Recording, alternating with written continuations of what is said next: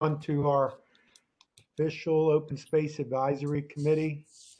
It's been a long time since we've been able to meet, so hopefully we can get through this. And we do have a lot of information that we'd like to share with everyone. I'd like to welcome our newest member, Mr. Lawrence Horvath. Welcome to our Open Space Advisory Committee. Thank now, you. We'll go ahead and start in the roll call. I'll go first. If everyone will just mention their name. Nick Anoya. Clay Burnick.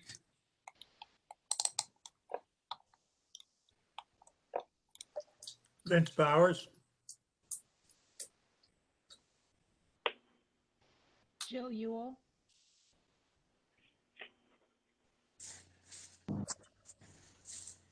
Maury Hill.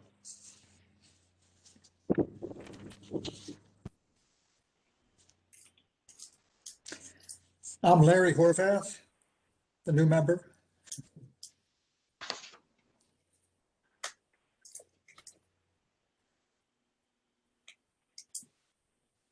John Oliveri.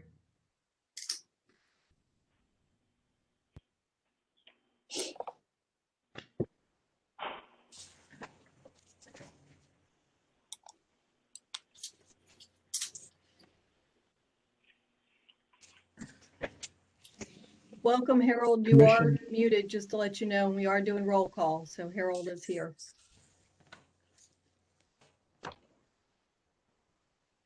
Brad Vanderwalker.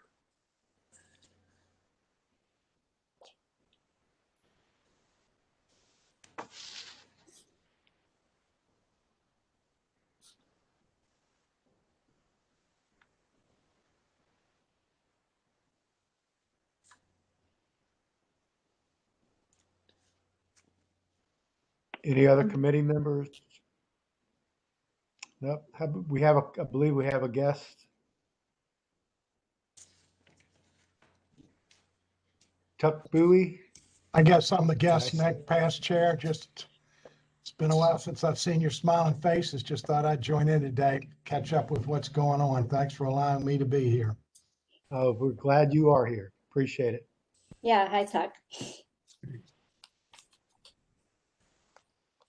Okay, I think that's it for roll call. Okay, we'll go into, do we have any other public visitors present? Sorry, guys. I'm on the ball here. I don't think so. All right, Not we'll that I move see. into old, pardon? None that I see. Okay. All right, we'll go ahead and move into old business. We need to, if everyone received the minutes of the June 22nd meeting, if there was any revisions or anything.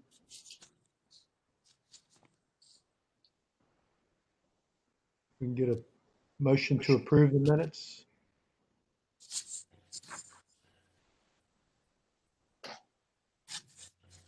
So moved. Is there a second?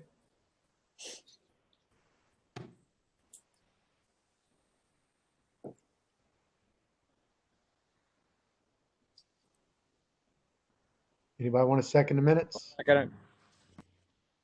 Okay. All those in favor say aye. Raise your hand. Aye. Okay. Good. The only other old new business is congratulate me as the new chair and Bernie as the vice chair. And since he's Clay Burnick is a new member and is willing to help us as the vice chair. All right, the presentations, I guess we can move right into those. If we are ready, we can start with the Asheville Park Drainage Improvement Phase 1. I have asked Brad, who's the senior project manager with Public Works Stormwater, and he has two pretty big public stormwater projects that he's working on, those being the Eastern Shore Drive drainage improvements and Asheville Park drainage improvements phase 1. And he has been kind enough to join us, and he gave me several maps that I put on slides for him. And so he'll give us an overview of the project, and he'll be available for questions. And if you guys need me to pull up a PDF of any of the particular maps or zoom in, or if you really want to zoom in to pull up just the PDF of that particular map, just please let me know. And thank you for joining us, Brad. Oh, you're welcome. Thank you so much for having us from Public Works. So I thought we'd just kick it off with just an overview slide. There's a lot to talk about here, but it really does give you a big picture view of what's going on out at Asheville Park. And the project is broken down into a phase 1 improvements, and that's what we have going on right now. That's what this slide represents. And there's a potential for phase 2 improvements later on, which would be to install some more additional channels, a lot of additional piping throughout the subdivision. So let's go ahead and kick it off with the phase 1. So if we could, let's just start from the left side of the graphic, and we'll work ourselves towards the right side. And the left side is to the east, and the right side's to the west. And this is about a 460 acre watershed at Asheville Park. And if you can just take a quick look at the little boxes, if you can see those, and they're broken up into city projects and developer projects. So as part of the cost participation agreement from 2018, we undertook this phase 1 drainage improvements project system to set the stage for some real improvements to the area. So starting with the left side, if y'all can see that little stabilized ditch in yellow there, that's a farmer's field to the west of Princess Anne Road. There's a section of that ditch right next to the culverts that go under Princess Anne Road that was really eroded. I mean, it was, in fact, one of our consulting engineers was out there, and it literally looked like when she was standing in front of that eroded ditch bank, it just totally engulfed her. And it was, I mean, they were really horribly eroded banks. So we went ahead and fixed that last year in January through March, in working with our colleagues at Public Works Operations through Virginia Paving. So that's now a nice regraded and reseeded, restabilized ditch.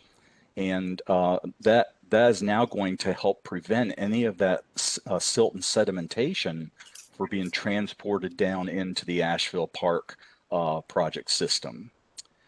And believe it or not, there's 15 existing ponds that are out there at Asheville Park now. And all of those ponds are all interconnected with storm piping, so that if one pond sees an increase to the water surface, then all of those ponds will see an increase to the water surface because they're all interconnected. So from that stabilized ditch project right there, that connects into our first new pond that we have in phase 1, and that's pond 2A. Pond 2A is going to provide additional storage, and we break our storage down into wet storage. That's the storage that's below the water surface you would see every day, the normal water surface elevation. That's your water quality portion of the wet storage that helps with the biodegradation and the natural assimilation of all the pollutants below the water surface. And then when we get into trying to hold back the floods, we need dry storage above the normal water surface to capture and attenuate all those project floods. So 2A will be a water volume or additional dry storage. It's also going to serve as a sediment forebay to help capture any particulates and sediments, total sedimentation coming off from that farmer's field, and be a nice forebay to trap additional sedimentation before it gets transported to the east, all through our ponds through the east. And then if you can look just on the top there above ponds 1, 2, 3, and 4, that's another yellow ditch there. We call that the historic ditch that's been around for a long time. And after Asheville Park was built, that ditch is now carrying water that's disconnected from all our ponds, but carries just the surface water in Wilshire subdivision to the north. And that ditch has become silted in with sediment over the last 10 years. And primarily this ditch is a regrading project or a maintenance project just to get a positive flow line. Next, heading a little bit to the right there, above pond number 6 is a very large expansion to pond number 6. That's going to provide a tremendous amount of new dry storage. Next will be the the smaller pond there in the middle, 16. That's going to be right adjacent to a multi-purpose field in the subdivision of Grandview Village. And we're raising the normal water surface elevation in that pond a little bit higher than the other ones by 2.5 feet to just give it a better aesthetic look, being next to the subdivision there. But when the 100-year storm comes, we will be able to open a gate valve in that pond's outlet control structure and then interconnect that during the big storm to all the other ponds. And I'll get into a little bit about drawing down all these ponds at one time with our pump a little bit later. And then if we come down to the bottom from that point, you'll see a new channel 15. And that's a new interconnected large channel that's getting the water to move faster and better through the pond complex. That connects pond 15 to number 10. Next is our new pond, BMP 10A. It's shown as kind of a light purple there. And the new configuration of BMP 10A is as long and slender. And the redesign of that pond allowed us to avoid impacts to that existing pretty berm complex out there adjacent to the road Asheville Park Boulevard. It also avoided impacts to a palustrine pre-emergent wetland that's below that pond to the south, so that we're not impacting that ditch emergent wetlands complex. And from there, that BMP 10A flows over. We're building a new culvert under the roadway that will now interconnect to BMP 11. And lastly, but not least, is our new pump station that's down near BMP number 14. And by the way, I've been working from upstream to downstream through the presentation so far. So now pond number 14 is our last pond before it discharges into the ditch complex at Sandbridge Road. So at BMP number 14, and working with Public Works Operations 2 years ago, we constructed a new sliding gate, or a weir, a sluice gate, so that we can hold back all that water that's, imagine those big southerly winds coming up through Back Bay that are pushing all that water up to the north and then flooding in this area. That gate is going to provide a block so that tailwater can't get back into all these ponds.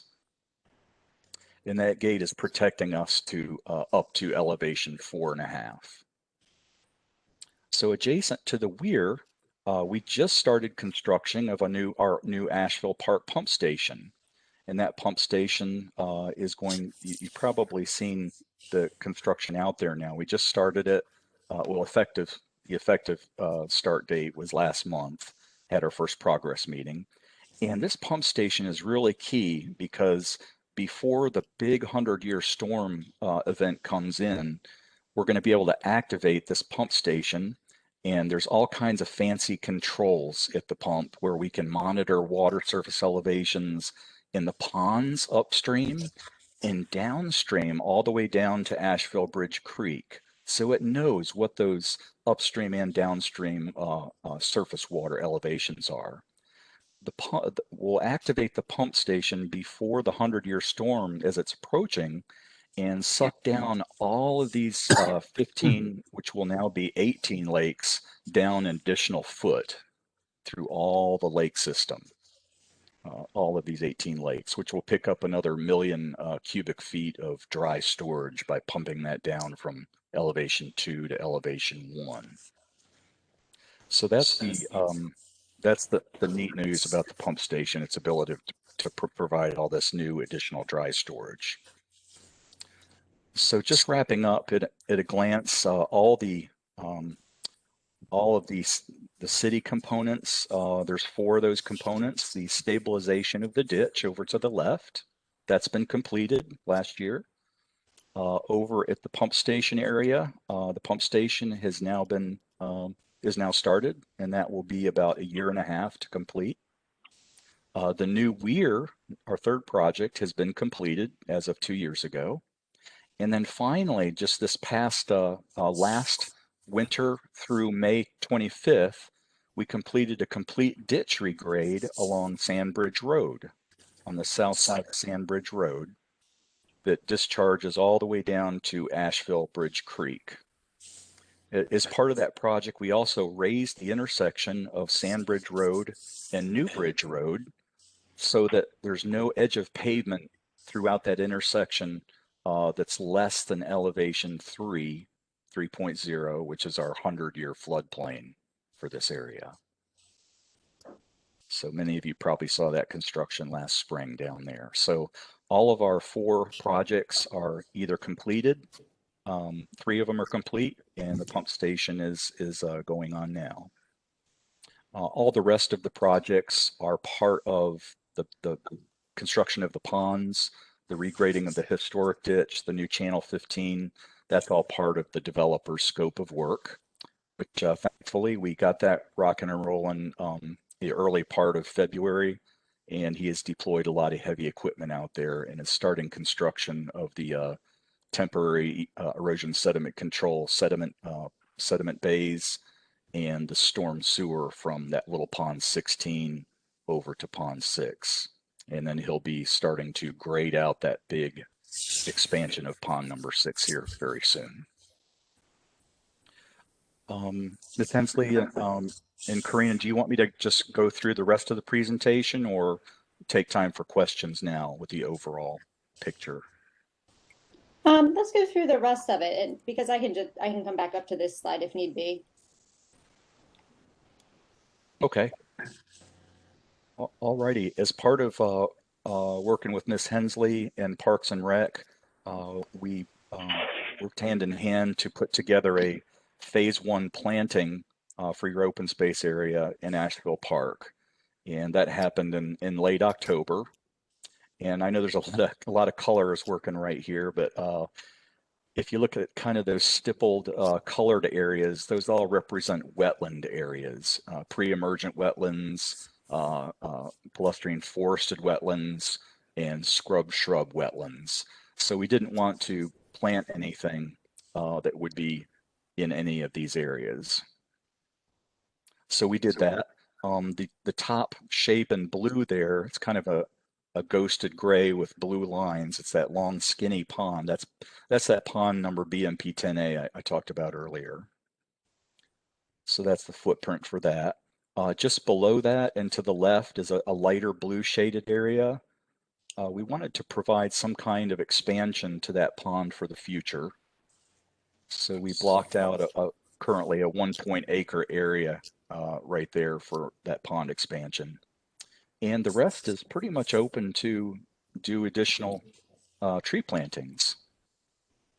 So just below that light blue shaded area is a darker blue trapezoid there. That was where we planted 800 trees in that blue shape in October.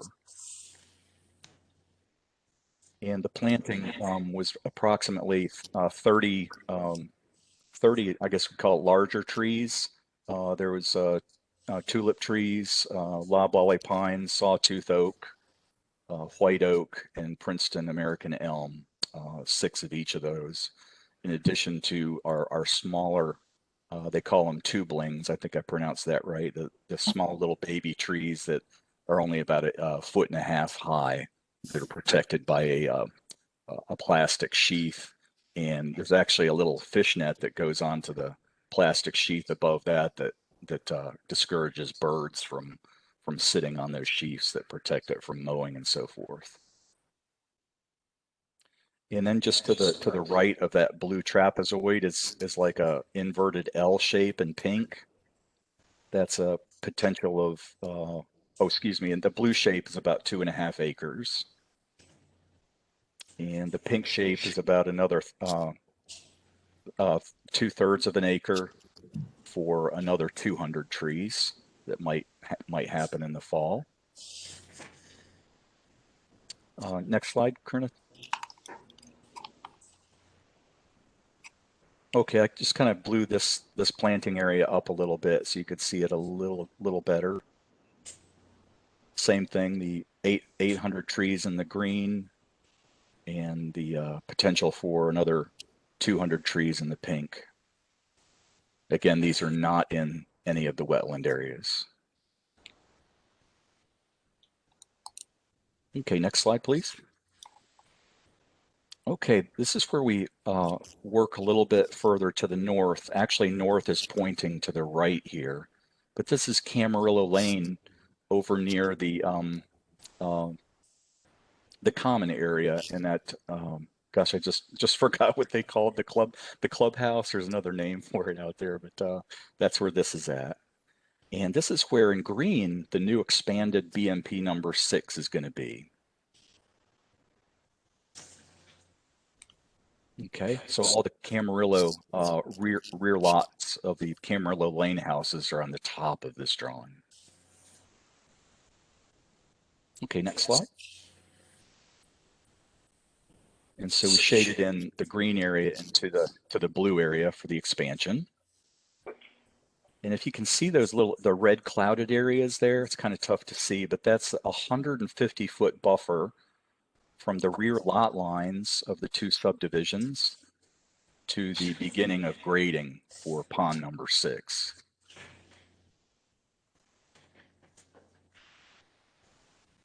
Okay, next slide, please.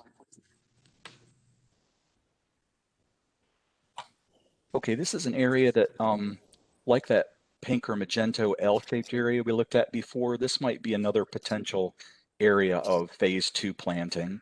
The Camarillo Lane folks, we definitely told them that we were going to provide some additional planning over in this area 2 years ago. So we kind of feel like this might take a little precedent over the pink area in the last slide, just because we made that promise, because it's you can see the sparsity in area 1 and area 2 there.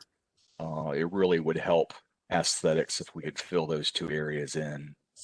And then maybe also to plant some trees in that existing berm complex too that's kind of sparse.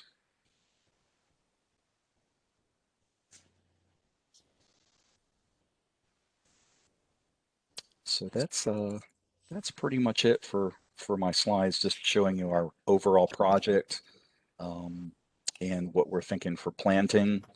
The schedule for that big phase 1 work, the developer is really moving fast. He wants to finish the project, phase 1 improvements, by the end of December of this year. He does have till February 5th of next year contractually. And the pump station is actually going to take, it looks like the current schedule is to be finished earlier than our contractual date. So we're looking to have pump station completed in around the summer of 2023. Should I go back to the overall plan for questions? Sure.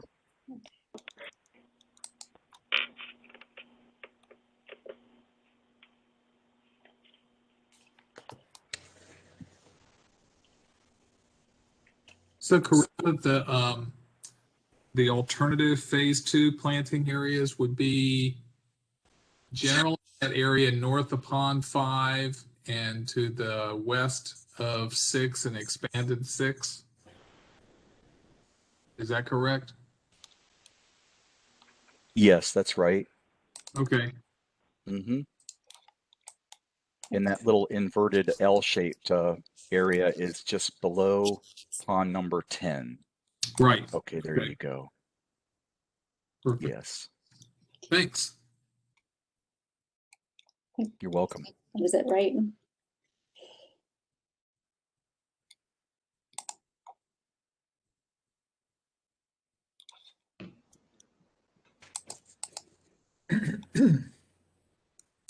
If you have any Right. questions on any of oh, I'm sorry, yeah, if we do have a website for Asheville Park drainage improvements, and if you looked on the right side of our website for this project, there's a December 2019 technical brief, and that provides a lot of cool stats about how much storage additional storage we're providing by the project. There was some concern that the drainage from Asheville Park and the pump station flows would radically hurt Asheville Bridge Creek, which is just absolutely not the case. So there's a lot of cool information there. Is Asheville Bridge Creek on the right? Is that large blue Right there. stream? Yes, sir. Okay. Mm-hmm. I'm new to this, and I don't want to seem impertinent. I just just one quick question I had: who is administering the construction contract? Is it the city? Yes, I am. I'm the senior project manager, and with the cost participation agreement that we have in place, the developer, which is HOFD, Home Fed, is contracting with Alan Myers, and they're doing the construction. So because this was a unique one because the plans, and there was literally 5 submissions of plans to get this approved. But the Development Services Center was the plan approving agency for the project. And then, of course, my staff and myself oversee the technical parts to that submittal. So we were working hand in hand with the DSC. And then there's inspectors on both the DSC side, and I have inspectors on my side that are working together, looking at stuff going on every day out there. So before I make any reimbursement payments to the developer, who then pays Alan Myers, I don't pay Alan Myers, the developer does. We have to concur to the percent complete month by month. And did the city do the design contract? No, sir. Well, let me say this. We had a number of very high technical studies done from 2016 through 2019. So the 4 projects that we administered and we constructed, the stabilization of the ditch, the new weir, the new pump station, and then the Sandbridge Road ditch improvements. Those 4 projects, yes, we did design and we contracted those out, and we administered the contracts. Gotcha. However, Thanks. this big one for all the rest of it, yeah, the developers, he's bidding the DSC plans that were provided by the developer's engineer, the Timmons Group. I'm familiar with this project. I built probably about 25 houses in the Wilshire Village area. I know that on the main road going out toward Sandbridge Road, there was originally going to be more homes built, I guess, on the south side of that road where the berm complex is, but I'm guessing that's all gone to the wayside. Did they actually reduce the number of units, or did they were ultimately to build on this project? They shift them just to the north side. Thanks, John. Yes, that's called Village E. And Village E still is allowed to be developed by the original plans from way back. So they do have the right to build there. However, they're going to have to go through a very tenuous process, just like the phase one to build that. Okay. And just as a footnote, all the trees that we planted over there by BMP 10A, Corinna, could we go back to that slide? Yes. This one. It shows that. Thank you. Okay. Yeah, that area right there was formerly called Village D.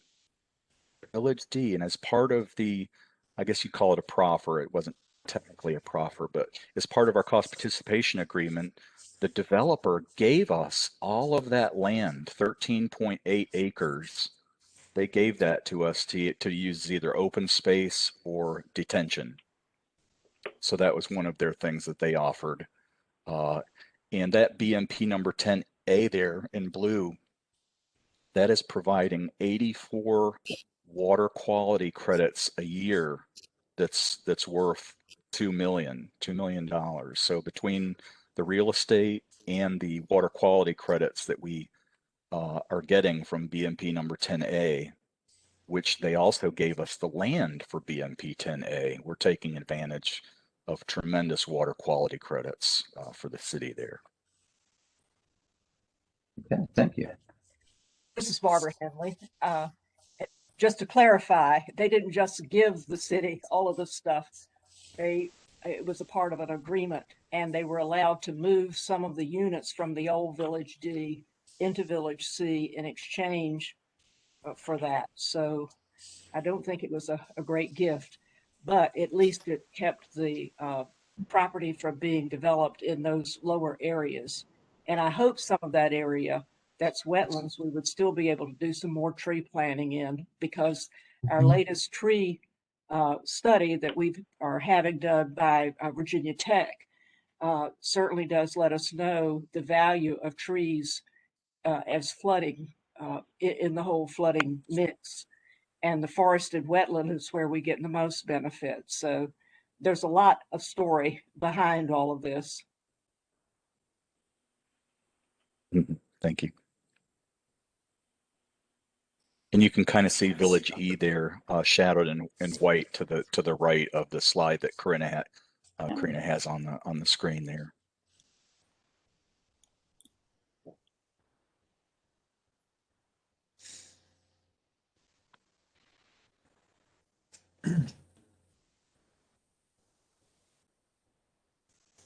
Are there any other questions for Brad?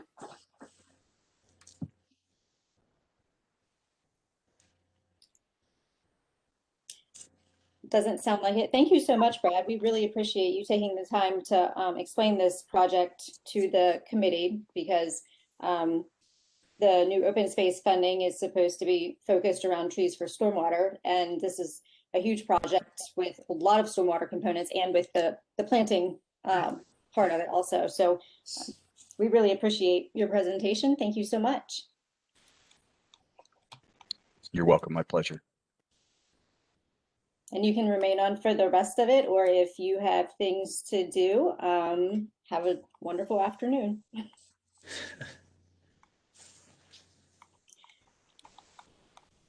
Next up, you guys are familiar with Chad. He's the Planning, Design, and Development Administrator and the project manager for the Bow Creek Stormwater Park. He's been working with Public Works for a long period of time on this project, and there's a lot of depth to it and a lot of background, and he's put it into a nice presentation for us. So, Chad. All right, thanks, Corinna. Good afternoon, everyone.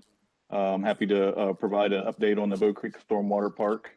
I know a lot of you probably heard about it, and are curious of all the details, and what a great partnership with Public Works this has evolved into, to provide a greater need for flood storage in the Princess Anne Plaza neighborhood. Next slide, Corinna. So I'll just need to provide a background about the whys and the big contextual picture about flooding and drainage of the Princess Anne Plaza, Windsor Woods, and the Lakes neighborhoods, so you can get a better idea of how the Bow Creek Stormwater Park fits into the larger equation. So I'll provide some background information and then get into the fun stuff with the Bow Creek Golf Course conversion, and then or where we are with the project currently, next steps, and then happy to answer any questions. Next slide, Karina. So this is just a map showing the Windsor Woods, the Princess Anne Plaza, and the lakes area, and the large massing of 2,600 acres, includes 8,500 parcels, very dense area with residential units. Some of the areas obviously were filled in as lower lying areas back in the early days as development was booming. Obviously, just you can quickly see here just the large expanse of this area, heavily populated area of the city. Next slide. So as part of the drainage solutions for those large neighborhoods is a variety of solution sets, starting with gates and to block the incoming tide. This graphic here is the tide gate and pump station that's going to be built at Lake Windsor, close to Mount Trashmore, to keep the tide from Thalia Creek backing into these three neighborhoods. Pump stations and additional areas for storage and flood barriers and storm drains are just the many variety of options that are proposed to as the final solution to the flooding in this area. Next slide.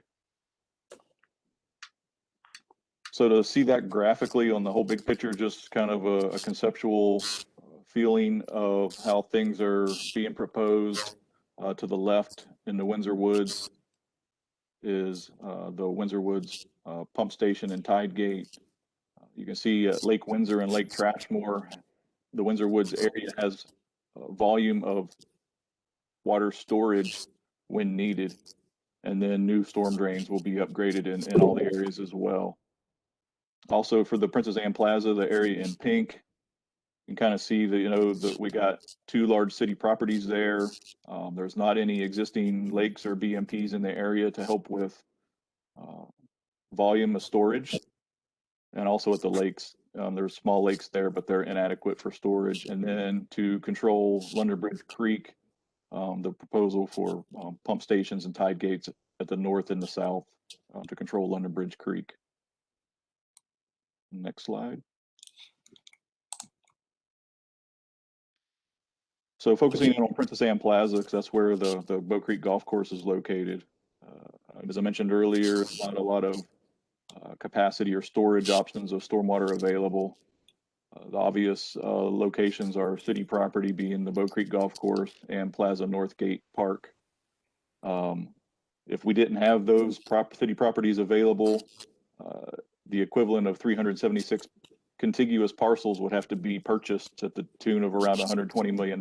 So that obviously became a large impact or problem. Would take a lot of residential units off the tax rolls, obviously, for real estate taxes. So we're very fortunate to have some city property there as a potential solution, and not really a lot of opportunity to take that drainage off-site into another watershed as well. So just due to the density of the land area with residential units. So after providing some background there, we're able to jump into the kind of the solution at Bow Creek Golf Course. Bow Creek's 113 acres. And Michael Baker, the consultant, has come up with this concept. As we've been working very closely with Public Works Stormwater and their team, and developing a solution that would benefit the flooding needs in the area to alleviate that, as well as provide a recreational amenity for all types of users to benefit from this property once it's repurposed into another venue, if you will. With that, you can see that the open water areas on the site. So a lot of the property will have to be excavated down.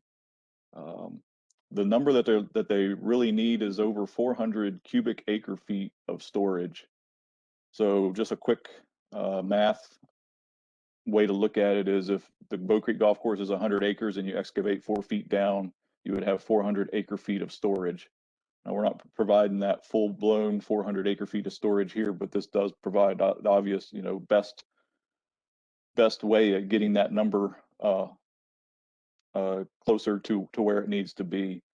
With that, you can see the open channels of water, but then there's these other areas of storage elevations as you go from the sides of the open water up, that a lot of this site on certain storm events can flood to capture more volume of storage after certain rain events and storm events.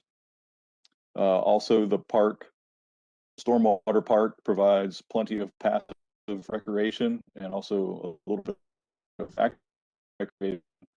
The trail that would go around the perimeter, it's the bigger green dotted lines, if you can see those, goes around the perimeter of the site, as well as has a couple of areas that cuts through the middle. But the one lap is about 2.5 or 2.9 miles, so it's a rather large, extensive walking loop. The yellow dots, if you can see those, is a mountain biking circuit. And then beyond that, in the lower line elevations closer to the water, standing water, are more technical mountain biking obstacles that are a little more intricate, a little more challenging, so that you can come off of the main mountain biking trail and really challenge yourself there. Project also proposes educational opportunities, overlooks, boardwalks, really get down into nature and get a feel for what's happening. We're providing educational opportunities, because this is a big educational item that could be used, and showing one, the partnership, and two, the solution to a greater challenge of recurrent flooding in the Princess Anne Plaza neighborhood.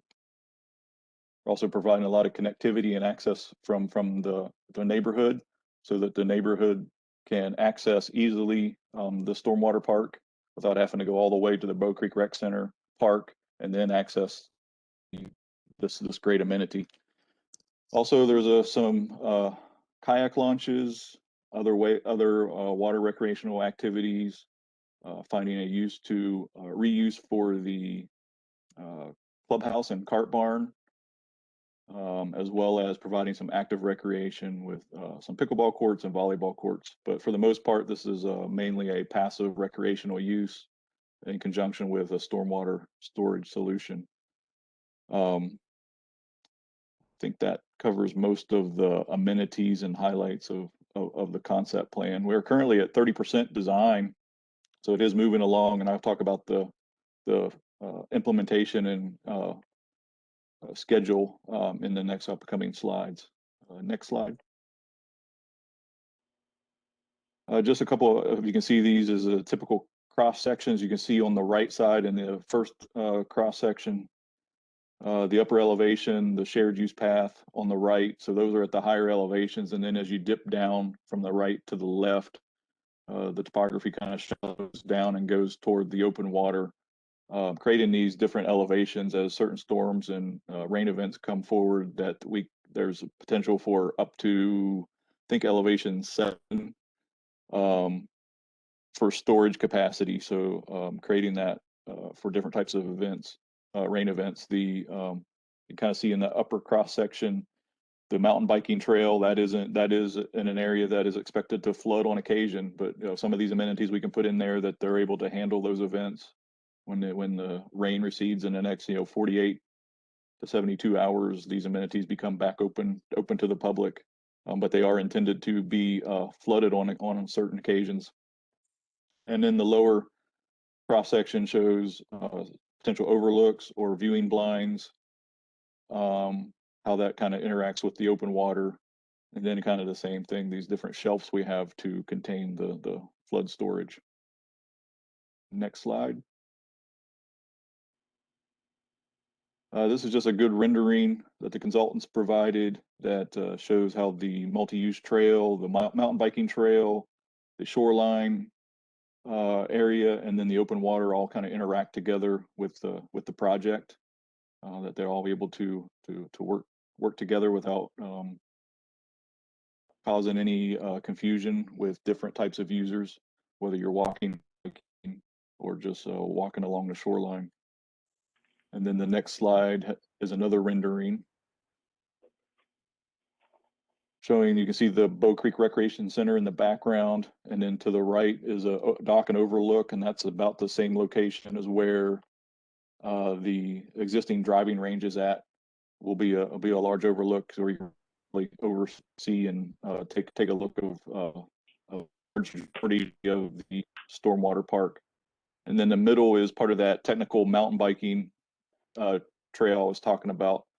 That's a little more for the skilled bikers, and it kind of weaves and intertwines throughout, and has some underpasses over top of the multi, so we can minimize conflicts between mountain bikers and pedestrians or those using the multi-use path. And then the next slide, a blow up of the area by the cart barn and clubhouse area, showing all the activity and amenities that we'll have, that you'll be able to use with the bridges, the boardwalks, the overlooks, the mountain biking, the multi-use trails, the overlook, some lawn areas, and the pump track, all in this area, providing different activities for all users. But the consultants have done a great job keeping all those areas of potential conflict, separated, and is able to create a good flow with the project. So we're really pleased with the amount of amenities that are going to be jam-packed into here and still provide that larger solution with the stormwater management. And next slide. So kind of how this is intended to be constructed. This is a very large project, and a lot of material has to be hauled away. But to start from the east and working your way to the west, so from right to left, the plans are for phase one to be excavating cell 1, cell 2, cell 3, why that's being excavated and built, and adding the recreational amenities as well. That the purple lines to the west are the existing cart paths of the golf course that would remain open to the public. So we'd fence that area in so that those would be available for walking, for walking and passive recreation, being able to utilize those cart paths that are on the existing golf course. So we're able to use part of that golf course, open that to the public, while the east end of the stormwater park is under construction. And then once cell 1, cell 2, and cell 3 are constructed, those will become open to the public, and then we would construct the other cells, cell 3, 4, 5, and 6. A lot of that depending on the funding as it becomes available. Something with this, funding's would not enable us to do it faster. There's that point where you can only dig so fast and haul out so much material. But there are opportunities that, a little bit more money could move things up a little bit quicker. But as you can see on the next slide, kind of how this all goes down is it's basically a 9-year project. $68 million and $15 million is for park amenities. It's in the Public Works 6-year CIP. They're currently funded for $21 million, so that gets kind of that phase one mostly constructed. I think they're working on some things to make that doable.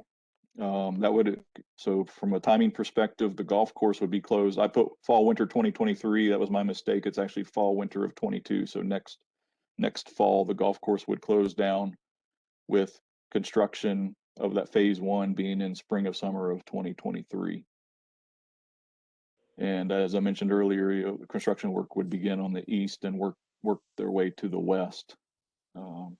And some of that work is phased based on available funding. And then the opportunity we have to open up the existing golf course available to the public in the non-construction areas is a nice thing to do. So we're not shutting down the entire site for 9 years and not able to use any of it. And I think that's all I have. I'm happy to answer any questions, or if I wasn't clear on something, happy to clarify anything for you all. Chad, this is Larry Horvath. I'm a new member of the committee. I had some investment property on Bow Creek Boulevard back in the 80s. And it is very low. It's not, I think the average elevation there is only like 3.5 above mean sea level. But the question I wanted to ask is, this is a great project. This is going to raise property values. It's a fabulous project. It's the first time I've seen it. And it's going to make all of the neighborhoods there increase in value. And it's a fabulous amenity for all the residents in that area, as well as the rest of the city. Has the impact on the tax revenue, property tax revenue, has that been looked at? And is there any hope of accelerating the project? Could that be used to justify an acceleration? Is that? I can't answer all of that. Public Works has the CIP and they're driving the bus, if you will. We're co-partners with them as far as Parks and Recreation, manages the golf course site through a private operations lease, and we're getting the benefit of a recreational amenity at the end of the day. But as far as trying to speed up the project, I think and Mrs. Henley's on the call. She may be able to speak more to that, but whether additional money comes forward sooner than later, yes, that would speed up the project a little bit. As I mentioned before, at some point in time, you only get to a certain point where you can only move out so much dirt and excavate so much material at a time before you can't do it any faster. So there is that hinge point at some point in time of the project. I think that Public Works and the engineers there have that all calculated, probably what the max would be of what they could remove in a period of time. So I think overall there is that desire to, obviously this is a great project. I think there's a lot of support behind it, but and to move that quicker. I can tell you from Parks and Recreation perspective, I don't think anything's been on what the impact to the real estate and the surrounding area will be. I mean, just this assurance alone that your homes are not going to be, your road's not going to be, have 1.5 2 2 foot of water and you can't get to your home, or even worse, have it on your first floor.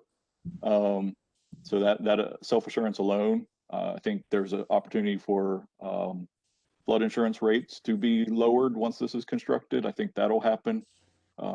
Going through the right process to get that to happen. And then just the overall value of having this recreational amenity in the area that's close by does have an increase on property values as well. Mrs. Henley, I don't know if you have anything to add to that.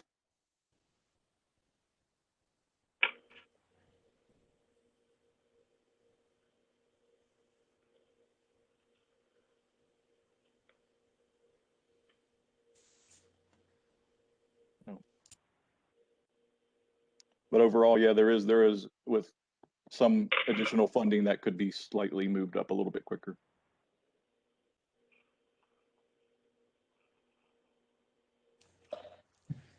Hey, Thanks. Chad, John Oliver had a question. When I saw the where the rec center is going to go, and you saw an area that says water dependent access, are they going to allow like kayaking, paddleboarding, fishing, any of those water type dependent activities in these lakes? Yeah, definitely kayaking, because we're going to have a full-blown kayak launch, even probably the opportunity to rent kayaks or canoes, those types of things. The elevation of the bridge structures will allow for canoeing, kayaking. I'm not sure if you could get a paddleboard under them, but you'll be able to paddleboard in some of those areas without knocking your head on a paddleboard with the bridge. So yeah, we're looking at that. Fishing, I'm not sure about. People will probably come and fish there too, I would assume. Great. Thank you. This is Vince Bowers. I probably should have asked this question at the last speaker, but it pertains to this as well. Any concern, or has anybody been looking at the possibility of pumping contaminants out into the rivers and waterways in the Back Bay when we use these gate and pump systems to empty the ponds pre-storm Any concern for the water quality that's going to be being pumped into the other waterways?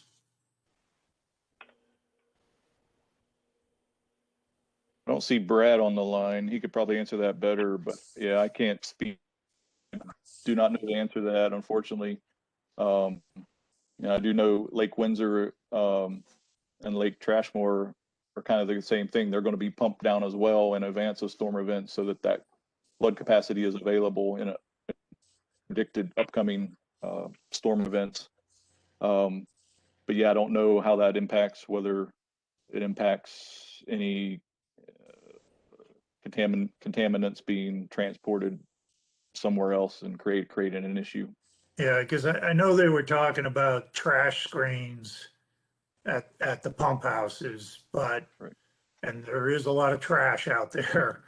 But I'm more concerned about all the lawns and residential nutrients counting against the city in terms of water quality goals.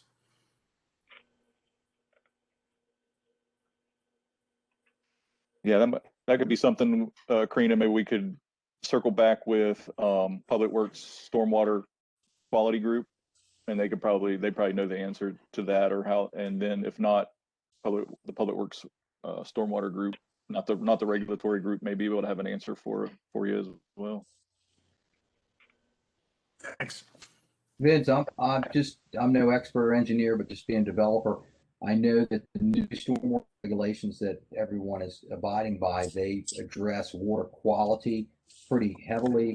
A lot of times when you see these wetlands and things that they're building, they're designed to filter the runoff and everything. However, that being said, a lot of times these larger projects or city projects will use other types of offsets like nutrient credits and things to achieve it if they can't achieve it on site. So yeah, I think that is a question for the designer, but I can't imagine they haven't addressed that. It's usually a pretty major concern when we're designing any type of stormwater facility.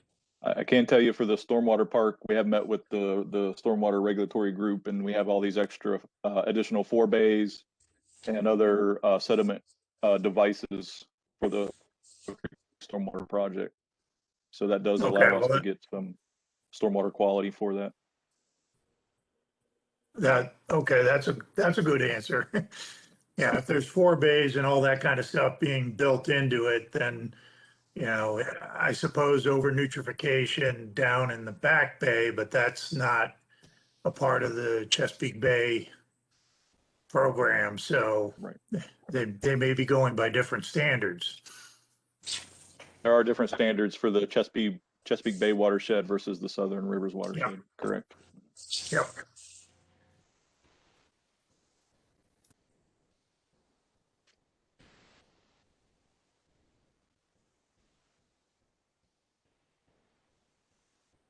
All right. Thanks, everybody. Thank you so much, Chad. That was a great overview of the project, and it is a super exciting project. I'm really excited about it myself, and I'm sure everybody else on here likes to see that we're doing this kind of collaboration project that has all these multiple benefits. So thanks for taking the time to give us a presentation on it. I have my slides mixed up, so I have reports next to my slides, but I wanted to talk for just a couple minutes. I know it's kind of longer meeting than you guys are used to. And my stuff is just in a very, very conceptual phase. So, but I did want to take a few minutes to get these kinds of things on the table and in front of you guys, just as in like food for thought, because I think we need to brainstorm on some of this kind of stuff. And the earlier you guys see where I'm going with a few things, probably the earlier we'll be able to do a little bit of brainstorming on it and maybe make some decisions on this kind of stuff. So I had been thinking about what city data we would like to look at when we're ready to assess properties. And an update on the properties. I only got just a quick update just so you guys could be aware. The form that I've been talking about, the Public Works is working on for their voluntary acquisition program, which would allow people to fill in, property owners could fill in the information online, and that's how we would get, that's how voluntary acquisitions would come up. And then they would be, if they know their watershed, they'll be filling that in, and the ones in the southern rivers will come to me. That they've run into a bunch of problems with that form because it's a city website and who, you know, technical stuff and legal stuff when it comes to who's hosting the data and that kind of thing. And they are pushed out until April now. Last time it was supposed to be October, but now it's, CJ said it's April. But I would like to have some of this other stuff a little bit, you know, I'd like to, in May, really actually nail down a little bit of this stuff. And something that I was thinking was, yeah, what data do we want to look at? And do we want to use data to, do we want to prioritize properties based on some data? Do we want to, so like, establish a weight category for different things? And these, some of these things, some of the things on this list. Also, most of this data is pretty readily available as far as city GIS data. Some of it would take some analysis to be able to go through it, but I've really only listed things that I think are somewhat easily doable by myself and maybe some assistance from some of the Center for GIS folks. And there, I have data to collect and assess, and then I also have, oh, sorry, this is, yeah, not weighted. And then I have data maybe to consider for prioritization. And I have some of these data sets listed on both slides because I can see using it to prioritize, or I can see just it being information to bring to you to discuss. So here are some of the things that I thought would be good discussion topics, and I can, you know, when properties come in, I can look this stuff up and, you know, put some maps together or exhibits or something. And so we would just be able, and we could just like have a you know, a meeting discussion on the ups and downs of these different, like what the data is telling us about any given property in whatever location. So we have flood hazard areas. Those are pretty easy to get. Do we want land in the floodplain or out of the floodplain? What are the benefits? What are the consequences? Knowing which secondary watershed they're in might be useful, because the Back Bay and North Landing River obviously being the biggest ones, and then there's a little bit Northwest River that goes towards Chesapeake, and then small coastal south, and that one is really small. We have the sea level rise scenarios from Dewberry. I haven't worked with them yet, but I know they're available for our use. Do we want to look at elevation data along with other stuff to determine the value? Existing land uses, like what is it being used for? And one of the big things that we want to know is what is with all these different things, is it land that's able to be developed or not? And then landscape connectivity. Do we want areas that are already, that could be connected to existing urban forest, or do we want to look at areas that maybe have some, you know, some residential use kind of nearby, because adding trees in those locations does provide value for the surrounding properties, and also, and so whether it be stormwater or for aesthetic purposes, because it makes the neighborhood look nicer. And that, yeah, we have the urban tree canopy, and then and that's kind of what I was talking about here. And then if there's something adjacent to a park or other city-owned property, well, it seems nice, you could expand the park by, you know, a couple acres or however big it is.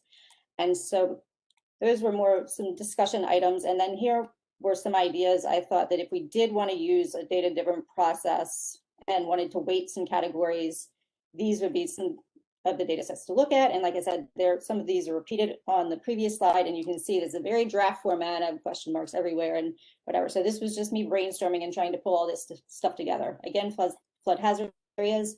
One of the things that I really wanted to look at that I thought might be beneficial is what's the development potential? What is it zoned? Are there Navy restrictions on it? And then one of the big areas that I thought, if we want, if you acquire property that really can't be developed, are you saving trees for or not. But if it can't be developed and it's farmland and you can plant trees, then that would be a little bit more worth looking at. But one of the big things that I thought would be beneficial was looking at the land that's in the Southern Rivers watershed, but north of the green line, because that is the land that has the highest development potential in the city. And if we want to conserve trees or plant trees, those you might be getting a little bit like more bang for the buck in that area. So I'd like to discuss that and how you all feel about that. Are there ways to satisfy multiple needs, which we've looked at that with the Bow Creek Stormwater Park, where Public Works is doing their project and will be able to reduce a lot of flooding, yet it's going to have this, will have a great recreational amenity. So are there other properties that, are properties that where where they would benefit one of the other the city? So it's basically city resources, kind of going further. Sea level rise scenarios. I think well, my opinion, the city does a lot of, we should look at the willingness to sell at the fair market value.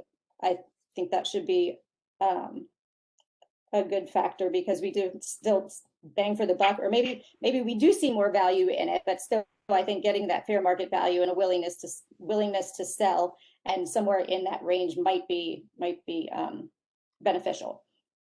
The evapotranspiration potential, which is of course from the Virginia Tech study, which now that they just got their study published, so I am reading back through it with a fine-tooth comb, trying to pick everything out of it. I'm about halfway through. It's labeled now Remotely Sensed Evapotranspiration for Informed Urban Forest Management. The phase 1 that was complete, they have the evapotranspiration rates, and like Mrs. Henley said, the forested wetlands has by far the highest evapotranspiration rate per area. But at this point in time, that data is at a 30-meter resolution. So if we're not looking at massive areas, it's not immensely helpful for honing down to these little tiny areas. But that is supposed to be, I think that's part of phase 2, and I'm not 100% clear on phase 2, but I do believe that it is taking, adding trees, stormwater benefits of trees into the SWIM model, so that you can evaluate one property at a time. And I'm not sure where that is right this minute, but that is something else that I'm hopeful for there to be progress on, so that can be definitely be included in this analysis. I did not intend on talking this long, I'm sorry.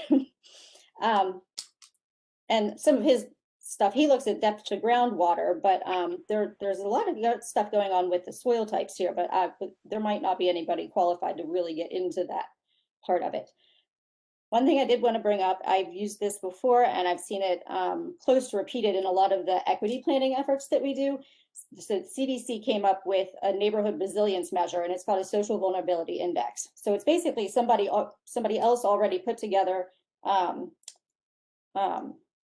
the U.S. Census data, I think it's 16 different data sets, and they say that if these neighborhoods get ranked on a scale in terms of their resilience. And so, yeah, it's census data, socioeconomic data, and if you're looking at any kind of equity planning, which is planning, we're not in the planning department, but any planning efforts really that a city does should look at some type of equity. And since the CDC has come up with that for the entire city, though it is by block groups and it's not to the finest scale, but I think it's like the next finest level. I think that is a really valuable tool to look at. And that one, we could consider it for prioritization, or we could just look at it overall. So they have an interactive map online. You can just pull it up and zoom into Virginia Beach and see it right there. It's on a scale from 0 to 1. Are there areas that we could reduce the impervious area and plant trees? Because that would be pretty valuable in my opinion. And then Nick brought something good up, which is accessibility restrictions, which means properties that if there is flooding, like certain roadways flood more than others, and is that person going to be restricted from getting to and from their house in an emergency or something during flooding conditions? I did not mean to talk that long about this. I'm really sorry. So this really was just brainstorming, and any ideas to add to the list, any ideas of this is going to be a waste of your time, take it off. And then also, do we want to actually try and do some ranking, or do we want to just have a list of discussion items for each property that comes in? And with that, I will pass it on for the reports. You know, Corinna, that's a great start on your list. I would suggest maybe if you could share that with each of us. Yeah. Between now and the next meeting, and if we wanted to take a stab individually at trying to rank or organize it, then maybe we could, as a group, go through a short exercise of that at the next meeting, and then maybe use that as at least a framework to try a few things and see how it works. And if we're happy with it, then great. If not, we can revise it some more. Yeah, thank you. I didn't mean to jump directly to reports. I meant to allow anybody to talk about that and see what they thought. But that would be fantastic if, as a group, we could come up with direction and framework and everything. Yeah. And I can share those. I basically pulled them from another PowerPoint presentation where I just saved it to for brainstorming, bubble maps, whatever. So those, I can send those as two slides. Okay. Thank you, Corinna. Something else that I'd like to add before we get into the reports. The governor just announced that they are awarded a professional service contract to the Dewberry Group. So they're going to be helping with the Virginia Coastal Master Plan Technical Advisory Committee. So they already have a lot of information on our area since they did a report. So we'll look into more about what they're going to be doing, because in our hopes with the open space, we're able to assist the city in coming up with ideas and suggestions that may help with the flooding from stormwater and some of the areas that could really be impacted by it. So that's what we're trying to do. Since open space is part of Parks and Rec, we have through the years been able to acquire quite a bit of land. And as you can see, we're using some of it to help mitigate some of the stormwater issues that we have. So does anybody have any other questions before we get into reports?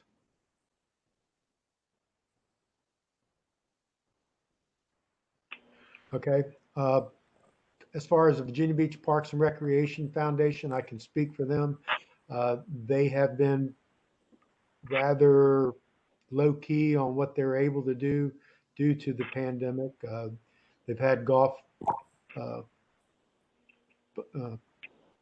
outings that they have not been able to have, very minimal things that's been going on. So I can tell you that they do certain things that are able to raise funds online, and that's about all they've been able to do here lately. They do have the tree buddies and the bench buddies and all the things that they've been doing for years still going on.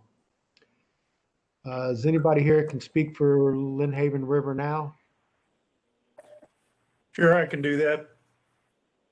We have actually been able to continue doing cleanups, but we've done it by separating them by time and space, so that we were always meeting the governor's maximum number of people gathered limit. So sometimes we do 4 10-people cleanups during a month, or a couple of 25-people cleanups. But we've actually increased the amount of trash that we've been picking up from open spaces. So it's working. And then as far as access, things are pretty good in terms of Hutton Launch and Caroline Farms and Thalia Creek. They've got, all the line catchers are back up, all the signs and maps and all that kind of stuff is back up in those locations for access to the waterways. So that's pretty good. Very good. Thank you. Nick, Ben.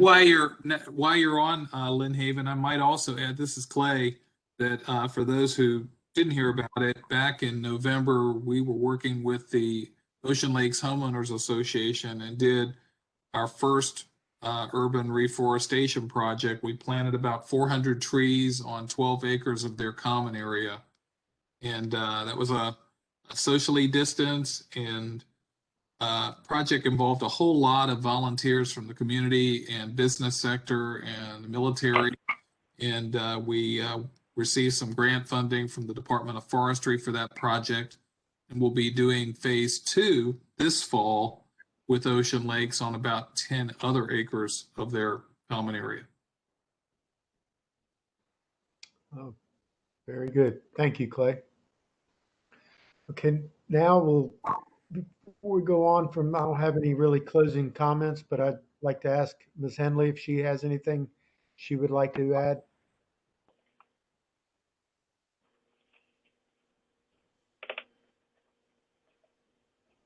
Am I at the right point where I can talk and you can understand me? Yes, ma'am. I'll be happy when we can have in-person meetings again so that we can really have the great interaction that we need. But it's so good to get back to all of you and to hear the things that are going on. I think the exciting thing is that, you know, being able to use the open space program in this whole issue of flooding gives us an opportunity to move forward with the program and also other benefits. The multiple benefits are just fantastic, as we can see with that Bow Creek project. And so I think we're really going to be able to go forward in a fashion that's going to be widely accepted.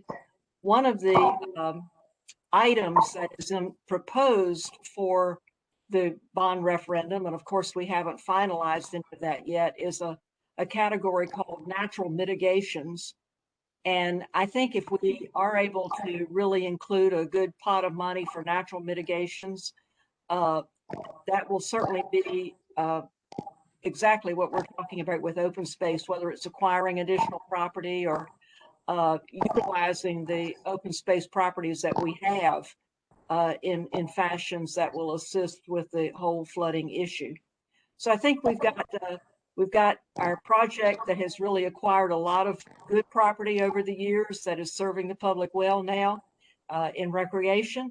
And now we're going to be able to use it again with flooding, and I hope add some more good parcels to that. So where we've kind of been at a plateau for a while, I hope we're getting ready to start going again, and that this will be a very active committee, and thank you so much.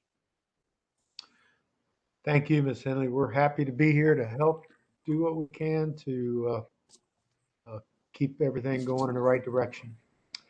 Does anybody else have anything else they'd like to add?